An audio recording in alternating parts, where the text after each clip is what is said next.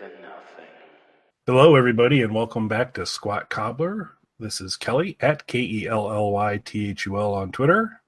And I'm Mike at Official Pagan on everything. And this evening, we are going to be reviewing the sequel to Welcome to My Nightmare, which is called Welcome to My Nightmare. But craftily, the TO of the original album has been replaced by the number 2 as a sequel album. And this is the album that Alice released instead of a sequel to Along Came a Spider, the last album we reviewed, which Mike and I had much love for. Would have loved actually to hear the sequel, but this album has its own charms as well.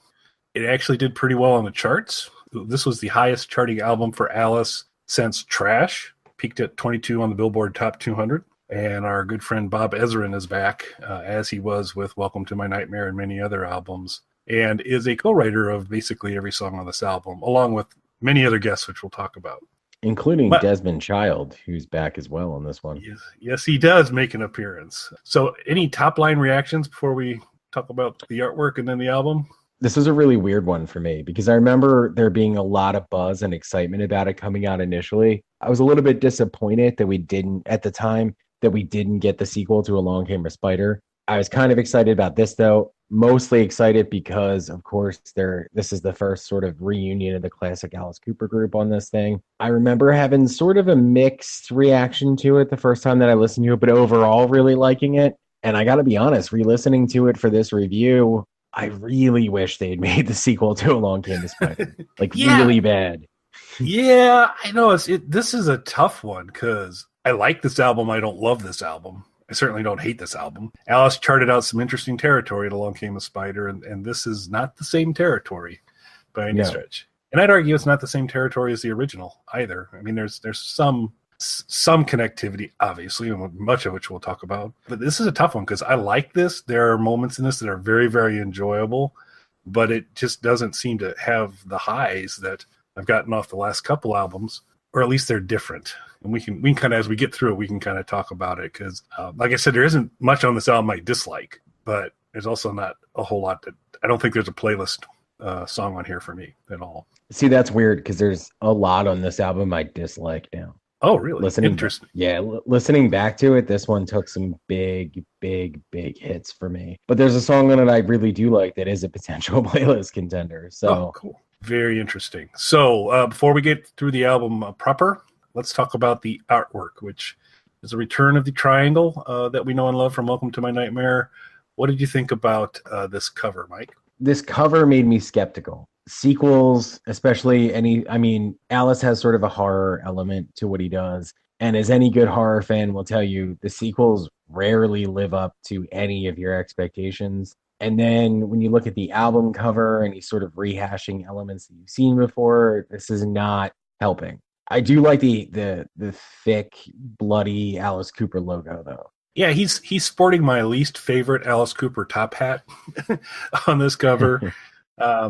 Just the really tall one that's got kind of metal adornments on it and all that type of thing. And it's a pretty cheesy, I'm trying to look scary Alice picture versus the remarkably scary Alice picture from Along Came a Spider. It's a kind of a campy cover. And that's a word that you're going to hear probably a couple times during this review. So let's begin our journey through the 14 songs proper of Welcome to My Nightmare. So it kicks off with I Am Made of You. Mike, your thoughts?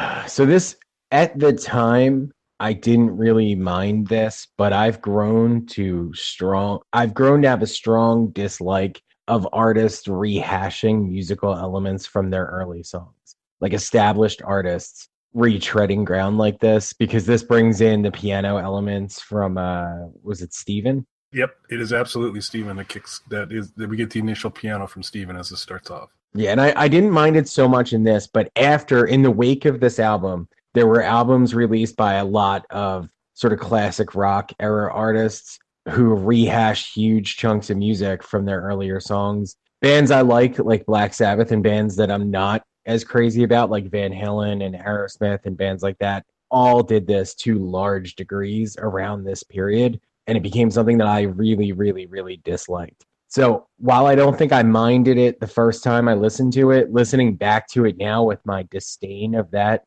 I'm not a fan. And I get it's a sequel before anybody writes angry YouTube comments. I get that it's a sequel. They're trying to tie it in, but I'm just not a fan of that approach. You? So for connectivity reasons, done with some restraint, I don't have a problem with it. I do think making connections into some of the best stuff on Welcome to My Nightmare, the original, like the Steven stuff, is absolutely kind of I'm okay with, again, in small doses, and I think the dose here is pretty small, and it immediately makes that connection, so I'm okay with it. Auto-tuned Alice, that's a different experience. This is also the song that Desmond Child co-wrote along with Alice and Bob Ezrin. I don't mind this song. Like I said, auto-tuned Alice is not something I need a lot of in the future. It was interesting as I was reading up prior to this review, was depicted as, well, this is kind of the hello hooray of this album, and I'm like, no, no, it's not. Yeah, I was gonna say maybe you took something away from it that I didn't, but I don't see any connection between those songs. Yeah, because hello hooray starts off the greatest Alice Cooper album of all time and kind of sets the tone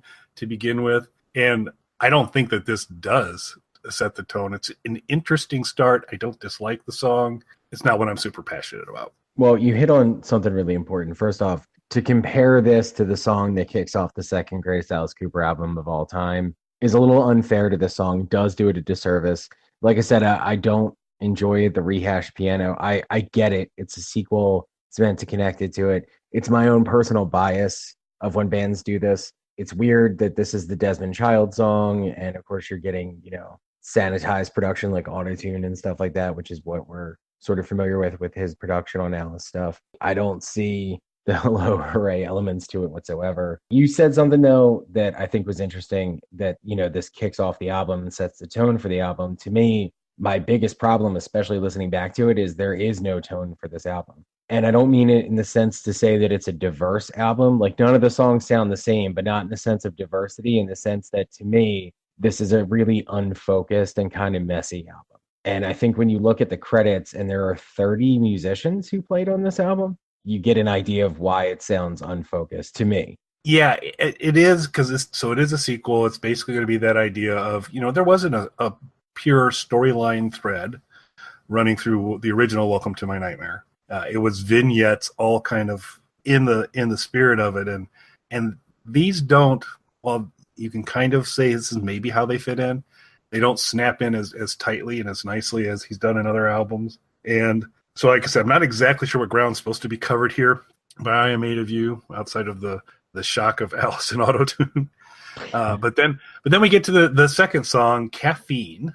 Your thoughts? So this is one of the songs that I remembered because this was actually, I believe this was a single off of the album. I believe it was a single, and it was also he featured it as he began to tour. This is one of the ones that made the set list. Okay. Yeah, we're getting right to campy now. This song for me has sort of a campiness to it, and it doesn't, I don't know, it just doesn't have Nightmare for me. It definitely would not have been my second single off of the album. I don't hate it, but you're going to hear a lot of this on this album for me. Like, I don't hate it, but it just doesn't work for me. What about you? So campy. It's definitely a campy song. It's got some teeth to it in terms of it's a pretty good guitar song. Some interesting tempo changes to it. Lyrically, this is I Need Caffeine is pretty much the whole ground covered, and that's not a particularly kind of witty territory to cover. I do like at the very, very end, the kind of gimme, gimme, gimme, gimme, gimme, which is, maybe a nice little tie back to a previous Alice song, but a much darker and more serious Alice song than this one was. And it's a fun song, I think. And like I said, it's got a nice rock to it, but it's campy. But Alice needed to drink caffeine because he didn't want to go to sleep, because if he went to sleep, the nightmare returns. And that is a short little number that occurs next. I like this song, and this, for me, starts to sort of create a storyline, because while I don't think Caffeine is a particularly strong song, I get it. The relevance to, you need the caffeine to stay awake so you don't, go to the nightmare. Now we're entering the nightmare. So I do like that. But again, that kind of is almost like, well, then Caffeine's sort of should have been the first song to me. since that's what, him trying to stay awake, not fall back into the nightmare. Yeah. But I like it conceptually. It's not a great song. It's not something I revisit, but conceptually I like that it actually starts to pull a storyline together. Yeah, I think you're onto something there that maybe if you retained it, I Am Made of You seems like something that occurs more towards the end of this album. Yeah. You could have kicked this thing off with Caffeine. That would have made some sense going into The Nightmare Returns, and just in terms of kind of having the story flow smoothly. Again, so I think both Mike and I are going to be picking on some of these songs a little bit today. But like I said, overall, it's a decent listen. I do not mind this album, but it's just with all the buildup, we're expecting more, because part of the buildup was this was going to be the return of the original Alice Cooper group, recording along with Alice for some of the songs, and they all do make an appearance. And the first one occurs on the next song, which is called A Runaway Train. Dennis Dunaway has songwriting credits along with Mr. Cooper and Mr. Ezrin. Your thoughts on A Runaway Train? And this also does feature the original Alice Cooper group playing. This is why I was excited for this album, more so than anything else, because as we discussed, like, the original Welcome to My Nightmare is actually not one of my favorite Alice records. It's really sort of middle of the road for me. There's stuff on it I really like, stuff I don't, which balances it out. I will say, and this is kind of interesting, and it just occurred to me as we started talking about this, my opinion of the original Welcome to My Nightmare has greatly increased as we've done these records. A big part of that is because I watched the TV special with Vincent Price that I'd never seen before. So watching that gave me a lot more appreciation for the album. And I feel like the album itself held together better with the visual accompaniment to it. This album, revisiting this, has actually brought down my opinion of this album, because now that I like the original better, it just, to me, focuses on like how unfocused this record is and how, in my opinion, it's sort of sloppily put together. And one of the things when I was doing a little bit of research into this that I saw is this song, A Runaway Train, which is one of the Alice Cooper group songs, is actually a reworking of a Dennis Dunaway solo song. So this isn't even an original song for the album, which I wasn't aware of until I started doing the research for this. I don't know if you were. So yeah, I did know that this was that Dennis brought, and this happens, I think, a lot when he's now returned and doing stuff with Alice, is that he's tapping into some stuff that he's already done and revised it. So I knew that. I found it interesting that, so you're reuniting the original Alice Cooper group. You can't bring Glenn Buxton in because Glenn's dead. So of course, the obvious choice is Vince Gill, who joins as guitarist twice on this album. And this, I was going to say, this isn't even his only appearance on this album. No, his presence is felt stronger later. But so this was interesting. It did feature Vince Gill, which was interesting, I thought. I like this song. I mean, it was, and I'm trying to, not be like a Star Wars fan and have people look at the more current stuff and then go back and look at the old stuff. And the old stuff was all perfect and great. If you ultimately kind of look at it, you go, okay, some of the things I'm picking on the new stuff, maybe it was there, because if you do go back, and I love Welcome to My Nightmare, I think it's a great album, but, is Caffeine that much different than Department of Youth? Or, just in terms of it's a, kind of a little set piece in there and some of those types of things. I thought Nightmare Return, with the sing-songy kind of voice, perfect kind of Welcome to My Nightmare territory. And then this song, I thought it was good. I mean, but there is no subtlety to this album. You got the conductor saying, "Time to get on the Nightmare Express." And so it's pretty clear where things are going. There are some kind of cool lines about waking up on the wrong side of the dirt, which was pretty cool. So I don't mind the song. What I found, while it was a Dennis Dunaway rework, the other kind of weird thing is, sonically, there's a lot of similarities on this song too. If you get a chance to go onto YouTube and catch Alice at Bonnaroo when he was with his band and they did Born This Way, the Lady Gaga song, and there are parts of that execution when you hear that Bonnaroo version and then you hear this one, there's some pretty strong similarities.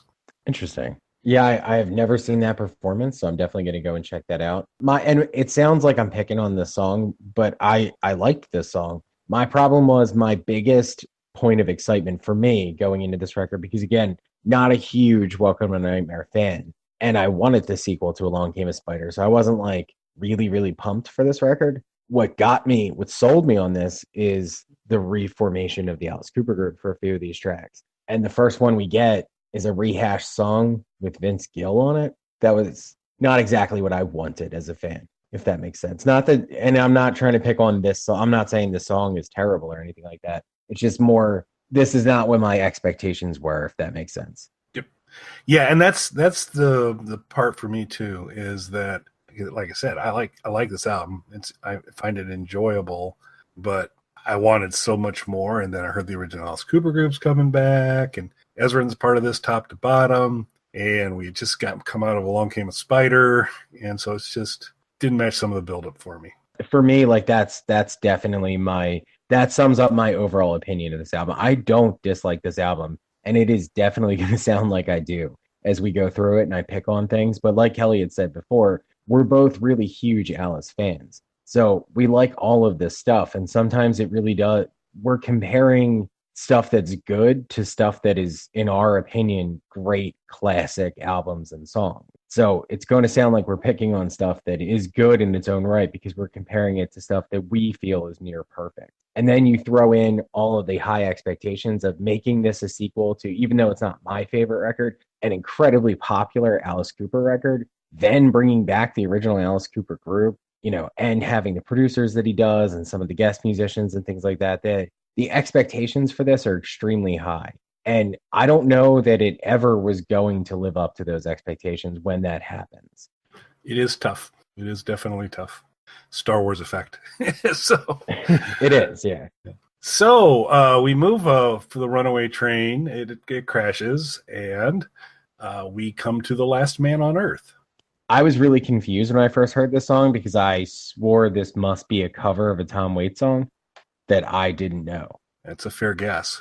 It's not, but it's a good guess. Yeah. I swore that this must be a Tom Waits cover, and it was just a song that I wasn't familiar with of his. I know it isn't, but when I first heard it, that's all I could think. Did you like it? I thought it was a decent song. Again, though, the Tom Waits thing kind of bothered me. And we've seen Alice has done this before where I feel like he's sort of channeled other musicians, and we've talked about this before. And I don't necessarily think that that's a bad thing to sort of play in or play around with other styles and things like that. This was almost just kind of too on the nose a little bit for me in the Tom Waits thing. And I read in doing the research for this, and not that I could have pronounced it anyway, but I don't remember what it was. The melody for this song is actually taken from another song. Yes, it's actually taken from a Yiddish song called Be Mer Bichu Shong. I'm so glad you did the enunciation of that, not me. Which is completely wrong, I'm sure. Yeah. But I'm so glad you offended a whole lot of people and I didn't. That's right. I'm hoping that our Yiddish community is small for this, but I don't know. But if for those of you who are out there who know how to actually say such things, my apologies. But yeah, and this is compared to some things from Welcome to My Nightmare. So it's that weird kind of, it's a rock album. It's going through, and then you get this really kind of left turn into something that's decidedly not rock. I find it to be an intriguing song. I'm really scratching my head. Piggy D shares a songwriting credit on this song. This would not, if you had asked me which song he contributed to, this wouldn't be your guess. I wouldn't. This would not have been my guess. Well, here's, you know what, something else just occurred to me. I'm sorry to interrupt, but something else just occurred to me as we're going through this. This is what, the 5th track on the album? Correct. Okay, so let me just pull up the track list real quick here. So we're 5 songs in. I'm Made of You recycles Piano from Steven. The Nightmare Returns isn't really a full song, but more of an intro or a segue. Runaway Train is a reworking of a Dennis Dunaway song, and this takes a melody line from another song. So for all of the buildup in this and 30 musicians contributing to it, we've had one totally original song so far. That's a fair point. So this is actually kind of losing points for me as we're talking it out. This is not going well. Well, and since you're so enamored with mimicking other musical styles, we'll go right into The Congregation, which does feature Rob Zombie. It does, and this isn't the first Rob Zombie collaboration, obviously. Yeah, he didn't have any writing credits on this, but he serves as the tour guide for Alice on this song. Your thoughts on The Congregation? I mean, obviously, the inspiration behind this is the grindcore band Anal Blast. Or I'm not sure otherwise. What were you picking up when you listened to it? I view this as a Beatlesque tour of hell. Is what I do. Huh. I'm gonna have to listen to it again. Yeah. Yeah, no. Trust me.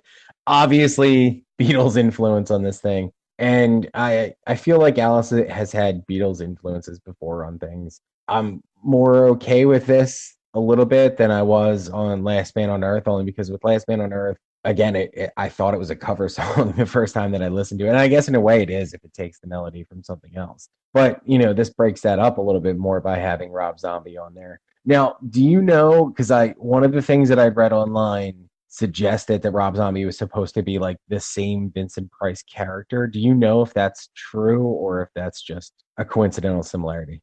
I think that they kind of hinted at that, but so I do think he's the counterpart. He's the modern day Vincent Price, which I guess I could see to a certain degree. But yeah, I've seen that parallel drawn that he is the Vincent Price counterpart from there, which sure.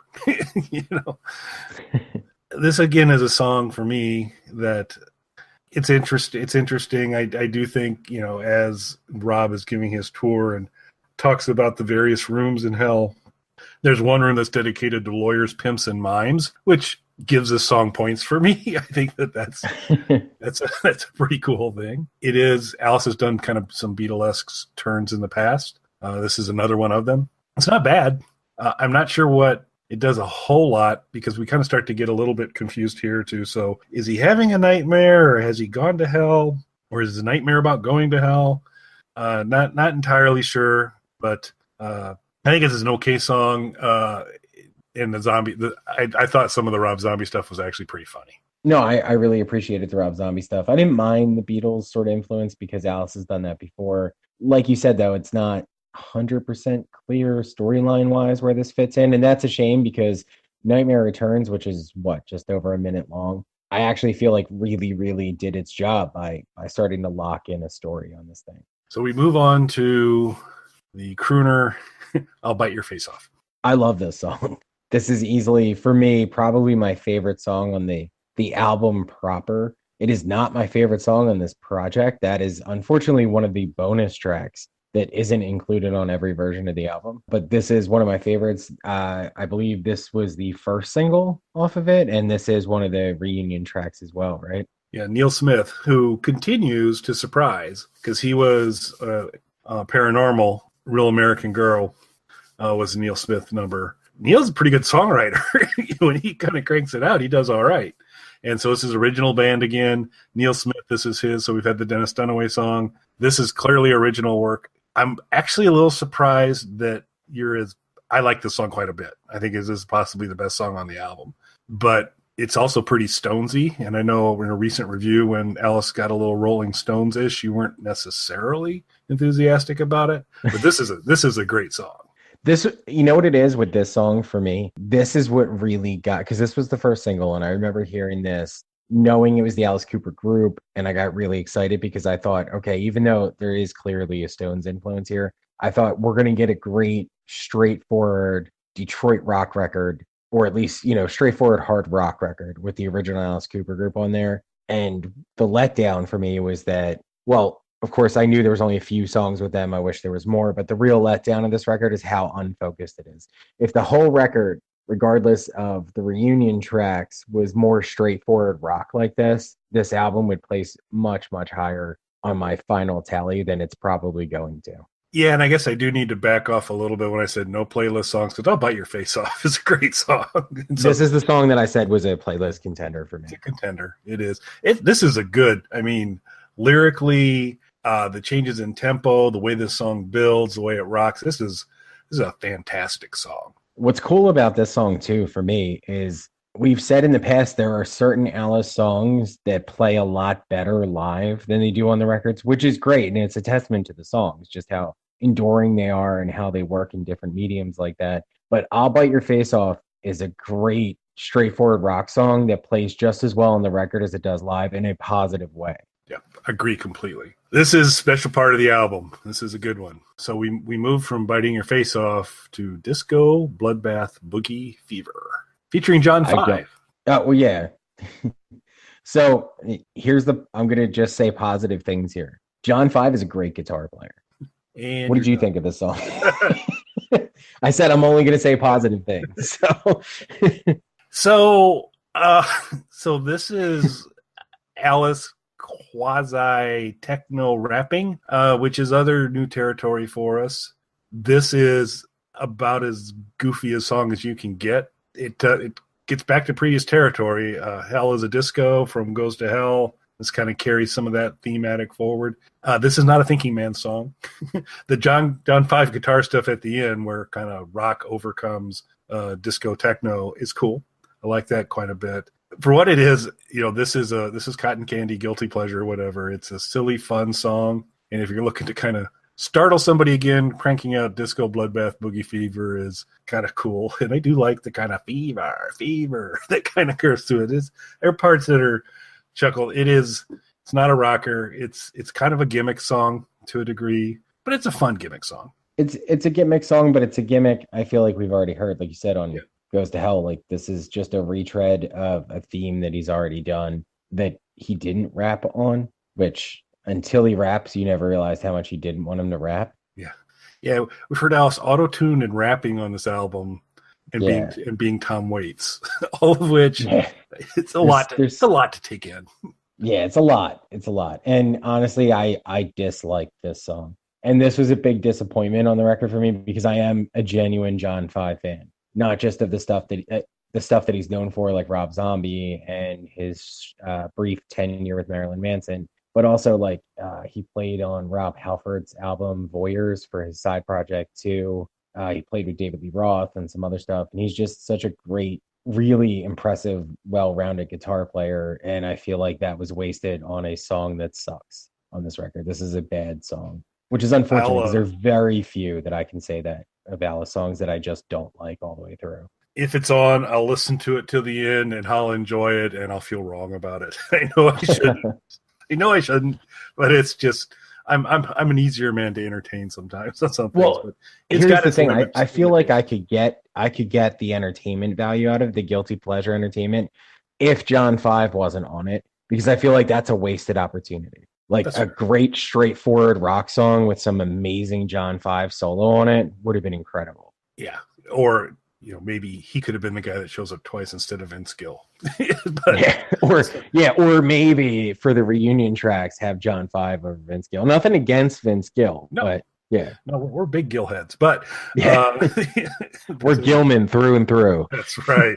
So, but at least, much to your relief, after Alice went so silly, he decided to kind of dial back and get really serious, and he gives us Ghouls Gone Wild. So your thoughts on Ghouls Gone Wild, Mike?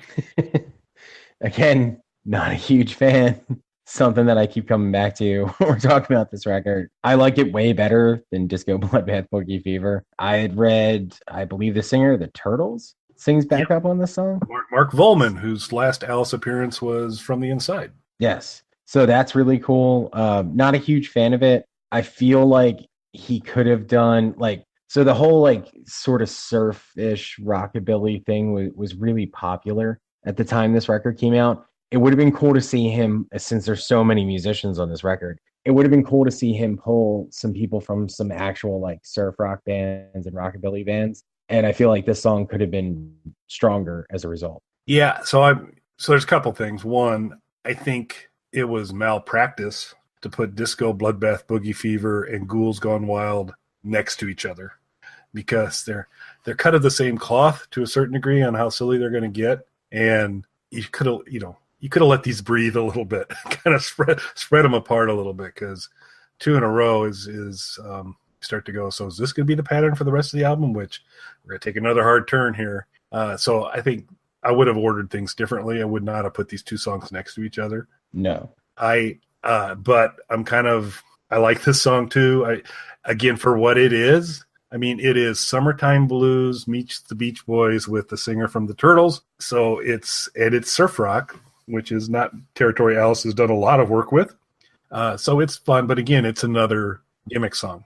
And neither of these two songs, while I personally enjoy these songs in terms of helping move any sort of storyline along, particularly Ghouls Gone Wild, which, well, I agree with you, is a better song, but it has like, it's just there. I mean, Right. It doesn't move anything forward. It doesn't kind of connect any dots. I think it's kind of a fun song, but it Yeah, is. I mean, I feel like we haven't moved the story forward in a few tracks now, but at least you can see how they fit in the world. Whereas this, you can't. Like there's just no connection to the theme at all at that point. But it, again, another guilty pleasure for me. So I'm not quite as strong on you on these two as far as dislike. But we then move into Something to Remember Me By, which is the only song on this album that Mr. Ezrin does not join Alice as a songwriting credit for. This is an old song that was done way back in kind of the You and Me era. It's Alice and Dick Wagner, who he used to write a lot of these ballads with. And they didn't do it back in the day because Alice couldn't sing it. And so they decided to put it on this album. Your thoughts on Something to Remember Me By?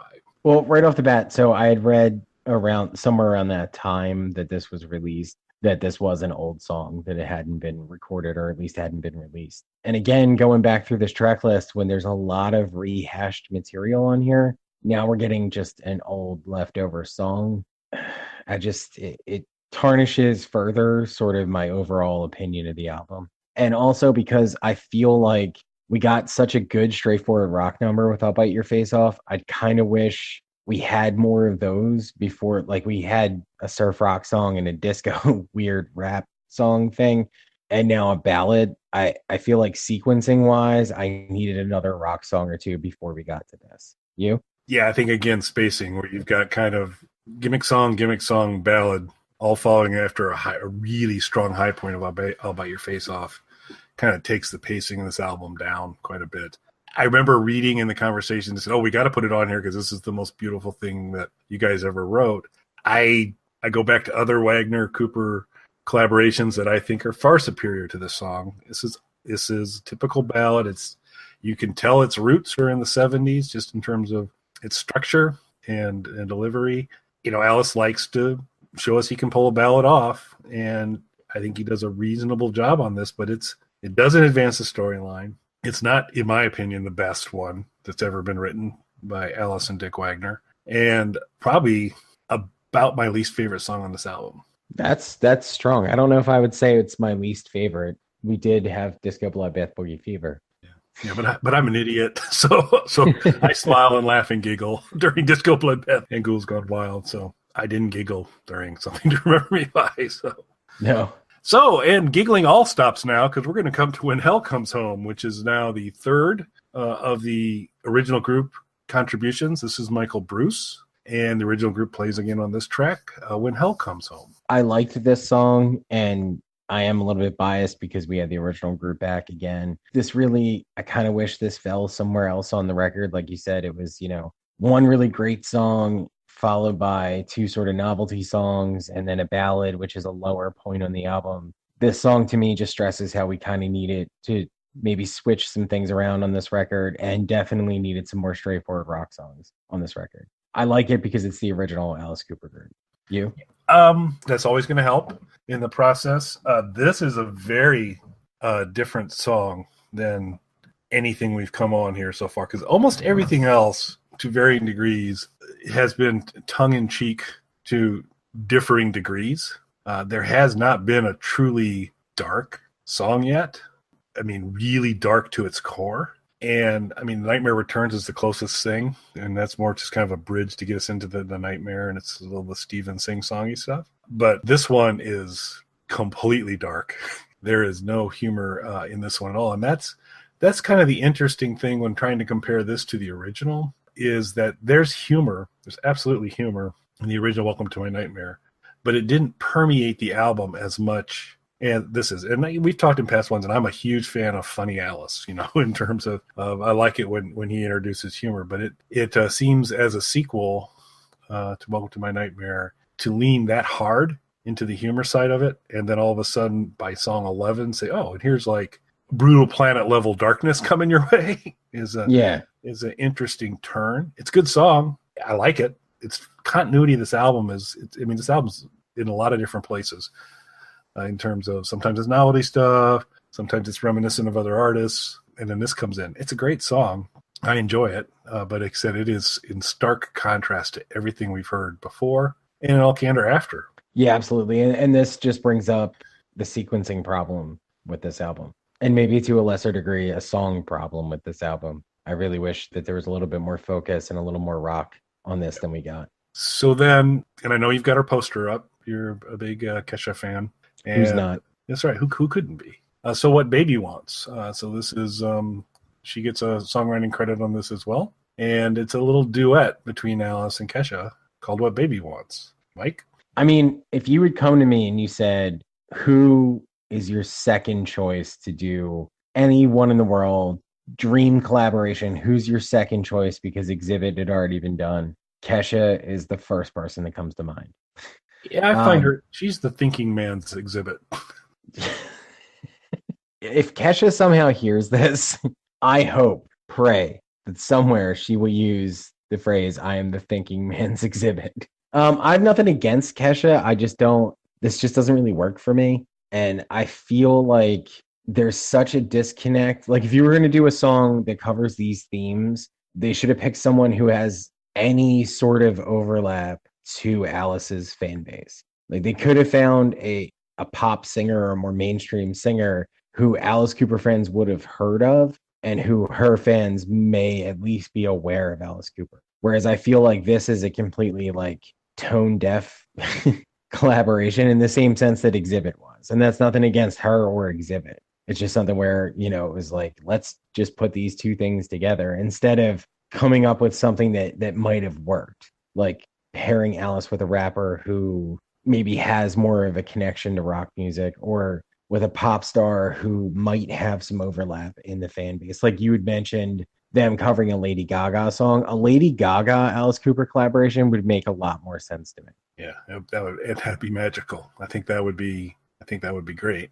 Joan Jett's another one that comes to mind that probably could. Joan Jett would be great. And if like a more current person, I could see somebody like Lana Del Rey who has a lot of darker lyrics and things like that. Stuff like that would make sense to me. And this is nothing like, I'm not bashing Kesha. It's not really anything against her. It's just the collaboration just doesn't work. And this was something that was used to like promote the album. I remember the sticker on the front of the rapper, you know, promoting the Kesha collaboration, like that was going to sell records. And I don't think it was helping either Alice or Kesha.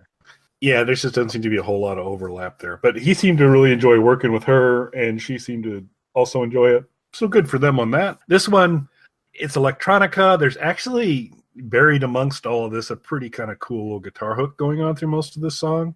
Those are some things I can say kind of positively on it. Kesha throws out a really nice "oh really" at one part in it, which is kind of cool again. But again, we get into this a little more tongue in cheek. It's not nightmare material necessarily. This isn't a bad song. Like I said, there's some things I don't mind about it.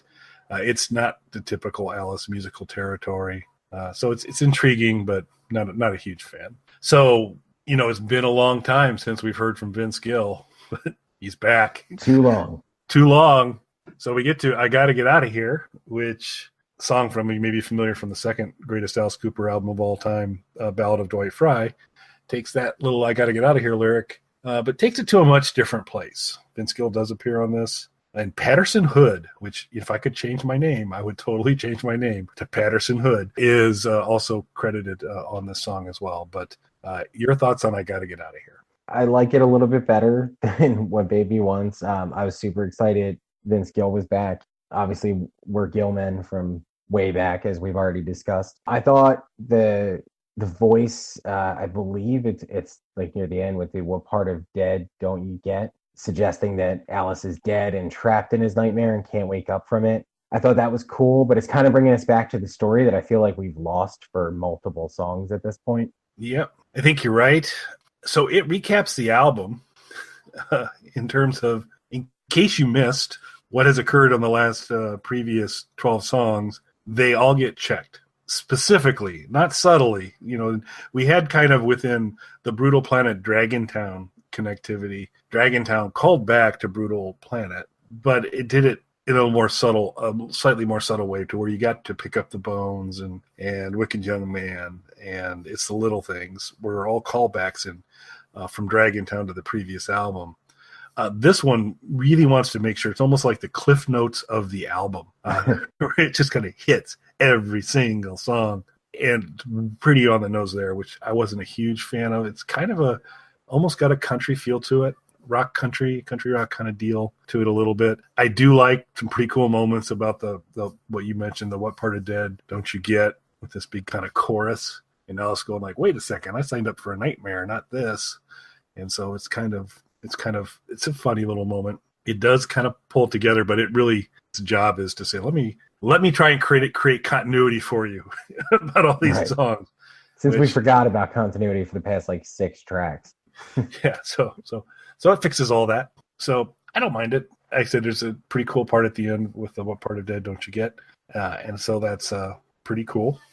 And then that takes us to the Under-ture, which is an instrumental. Well, it's an instrumental, and it pulls music from multiple tracks from the 2 Welcome to My Nightmare albums, which, as we already established, not a huge fan of. I understand what it is. I know what an overture is. So I understand its place in it, but it's just weird. Like, we kind of already did this, but I gotta get out of here, recapping what we've already heard. So this is our second recap now, and I don't know. Like, I think they should have gone with one or the other. And to be honest, there is a better closing track there was multiple editions of this album released with various bonus tracks. And one of those has a studio track that is an ambient track called Flatline that I think would have better served as a closing to the album. Yeah, and if you have... I'm sorry, I was going to say, and it also directly picks up at the end of I Gotta Get Out of Here. So in a literal sense, dealing with the whole Alice being dead theme. So in a very literal sense, it was a better finisher to the album as far as continuity goes.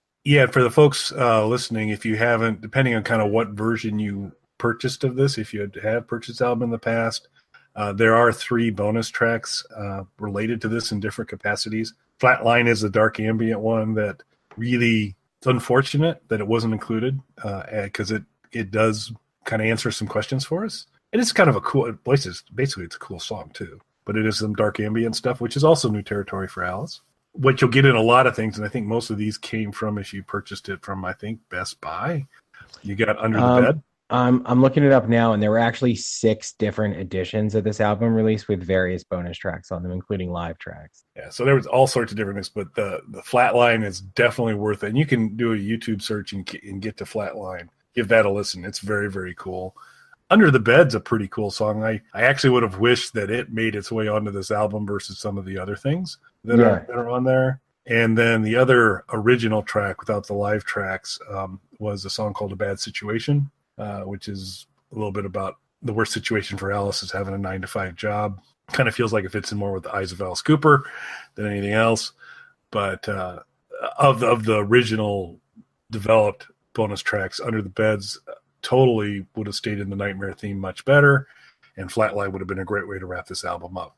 As far as Under-ture goes, Welcome to My Nightmare, very, very enjoyable album.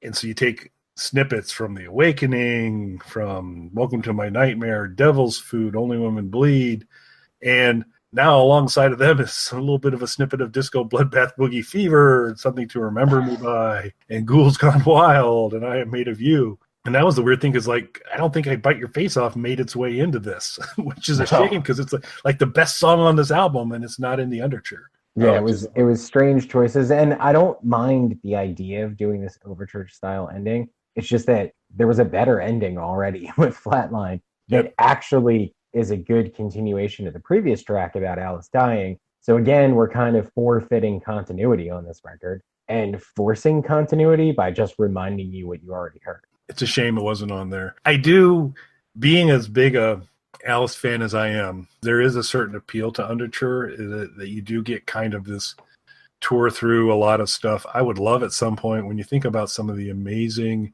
guitar riffs that have occurred through Alice Cooper albums over the history, doing something like this with these kind of really amazing riffs would be a pretty cool thing to hear. This is interesting because, it does give you a little bit of contrast between the stuff that comes forward from the original and the stuff that is off of this album are now intermingled, and you get that kind of point of view, and you really get excited on the parts that came from 1975. So there's that. Okay, reminder, everyone, Mike and I like Alice, and I think overall we don't think this is a bad album. We just maybe had higher hopes, and there were a couple moments that were difficult for us.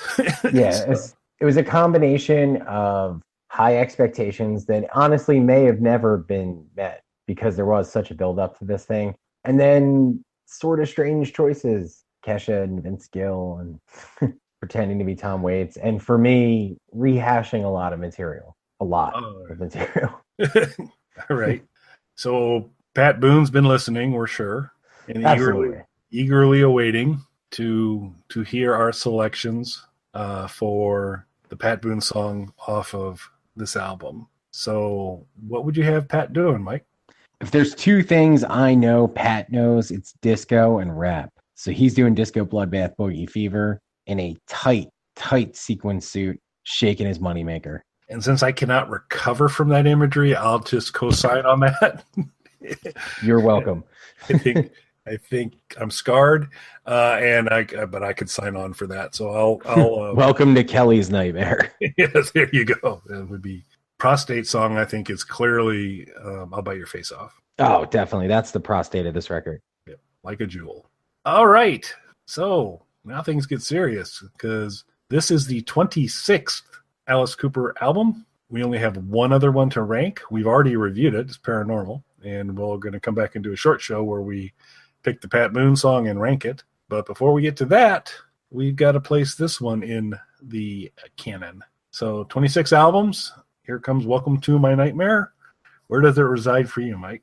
Looking at my list, I think it's going to go at number 18 because it only slightly holds its story together better than Lacing Whiskey does, because it doesn't exist on Lacing Whiskey. It's only in the artwork.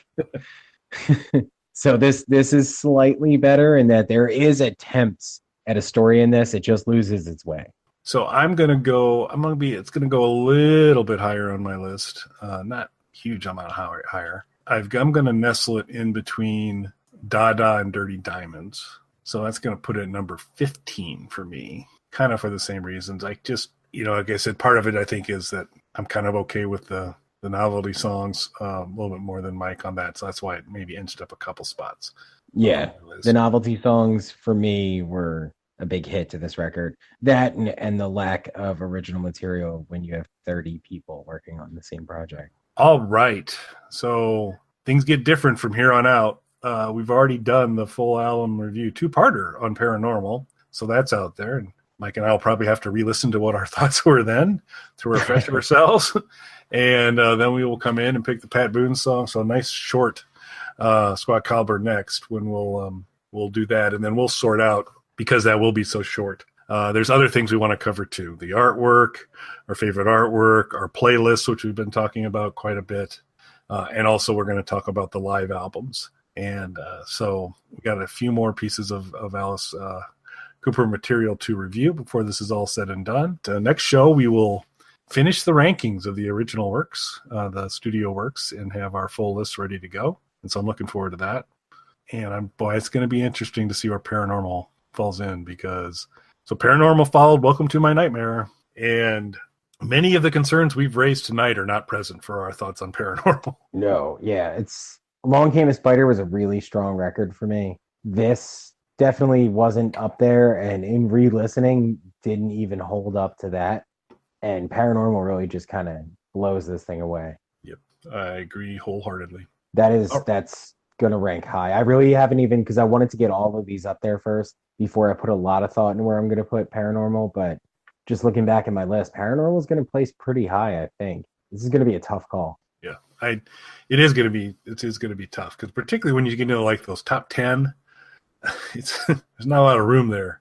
They're all super great, and so we'll see how it goes. So we're excited. We're going to be kind of wrapping the Alice stuff up here over the next couple shows, and then move on to some other territory. We're still working on exactly what that will be, but appreciate those who have subscribed over time to YouTube and are listening to the reviews, giving us comments. Thank you very much. We really appreciate it, and we're looking forward to talking a little more Alice, and then we're going to be doing something else. So thanks for listening, everybody. Thank you, everybody. Kelly's is.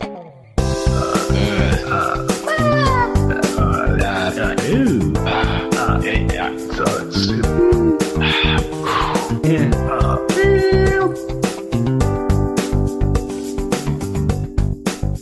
to stop the broadcast.